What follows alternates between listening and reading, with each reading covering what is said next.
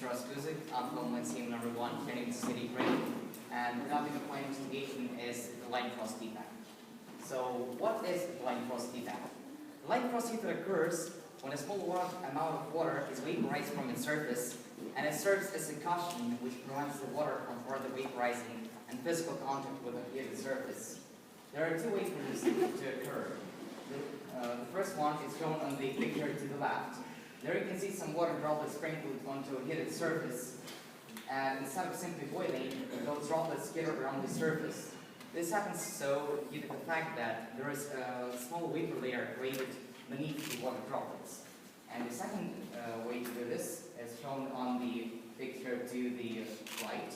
There you can see a hot ball drop into the water, and once again, instead of boiling the water, a small vapor layer is created around it, and in such a way, the ball doesn't boil the water until the vapor layer collides.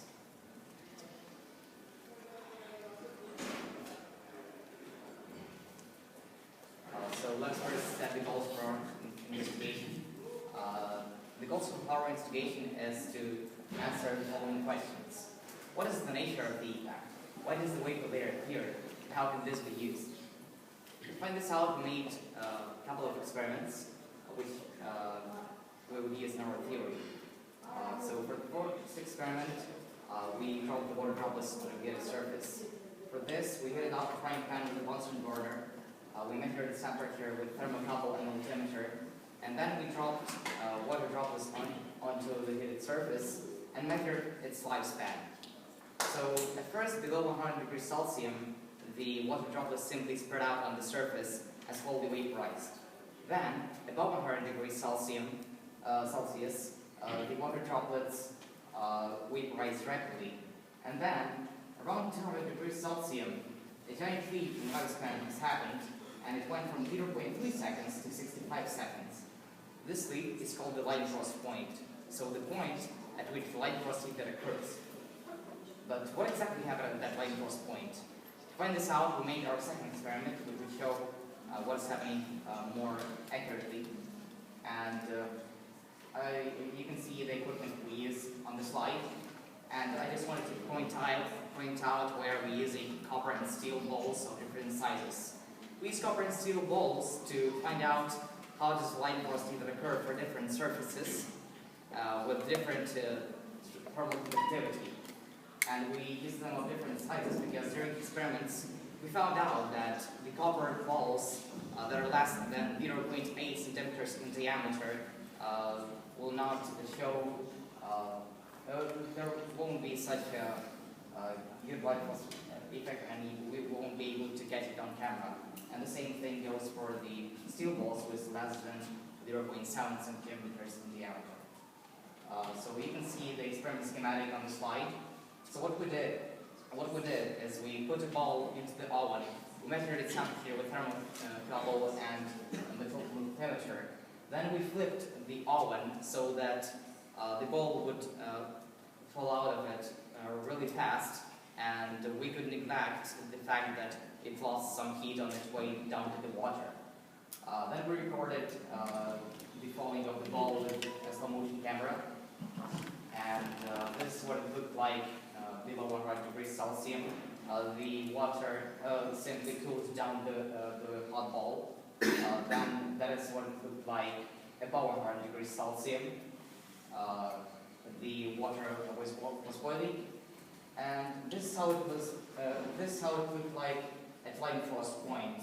You can see something blurry around the ball, and this something blurry is the vapor layer around it. So here you can see the results of our experiments. We counted the frames in which we saw the vapor layer. For the steel ball and for the copper ball, it suddenly ended at some point, which did not occur at the first experiment, which is pretty interesting. And what usually happens when the water boils? The water wets the surface, and that is how it's able to boil. That is why we wanted to make a hypothesis that at some range of temperatures, the water doesn't wet certain surfaces. And we also found work on a similar subject that has shown similar results. Pavlikina and Ilina studied the refraction index of two liquids of methanol and heptane at different temperatures, and where the graph splits is where the Leidenfrost effect occurs. In their theory, those two liquids didn't wet each other, and this is, in their theory, once again, was due to the one-grade forces. So now to the practical use of the Leidenfrost effect. We wanted to see to the accelerations of the cold ball and hot ball. So for the cold ball, the acceleration was 4 meters per second, and for the hot ball, it was 5.4 meters per second, which meant that the drag was highly reduced. And we decided that it could be used on ships to reduce the drag. In such a way, we would be able to make the ships travel faster and with less fuel spent. But there are a couple of problems that occur with that, which are heating the surface to such high temperature that the Leidenfrost effect would occur. But we could use the exhaust gases that are usually thrown into the atmosphere to heat the surface a little bit. And then, with the help of hydrophobic surfaces, which shown that the Leidenfrost effect occurs with them at a lower temperature, we could make the energy that is spent on heating the surface lower. So, into conclusions, we made a hypothesis about the nature of the effect. We investigated why does the vapor layer appear, and a potential appliance for the Leidenfrost effect was proposed.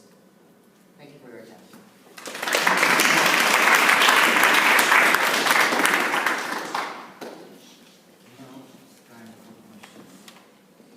I want to ask you what is the cause, the difference lifetime span between the two balls, the copper and the other one? Oh,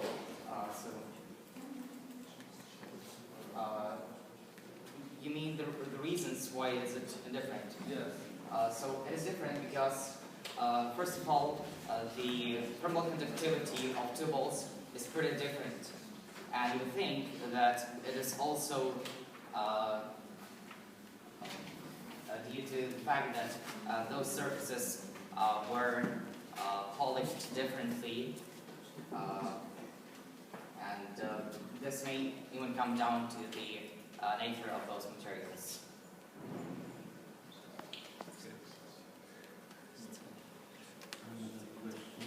Why do you call your camera low motion camera? Slow motion camera.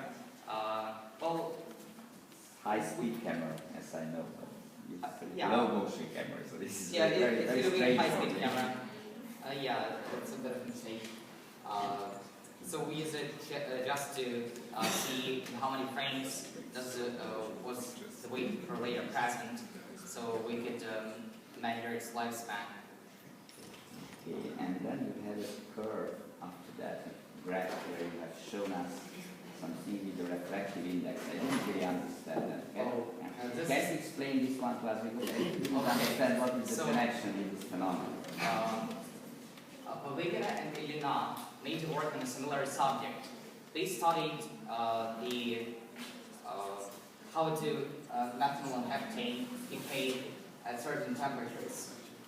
They studied it with an optical method. So they studied its refraction. So two liquids were put into one vessel, and at certain temperatures, those liquids didn't wet each other, and they studied that with an optical method. So the refraction index was split. The graph was split into two. And so, but what do we have on the graphs, first of all? I don't think. We have there you have the temperature. The refraction index versus the temperature of two liquids. Okay. Okay, and that is the refraction index of which liquid? Or relative both to of one, them. relative Both to of the them. other one? Both of them. Oh, both of them. Okay. So what we have there, that at one temperature they split, no? The two curves. Yeah. Okay, so what is then the connection with the Leidenfrost? We think that this is a similar, that this is Leidenfrost effect as well, because they don't wet each other. And we think that the Leidenfrost effect, certain surfaces are not wet by the water at certain temperatures.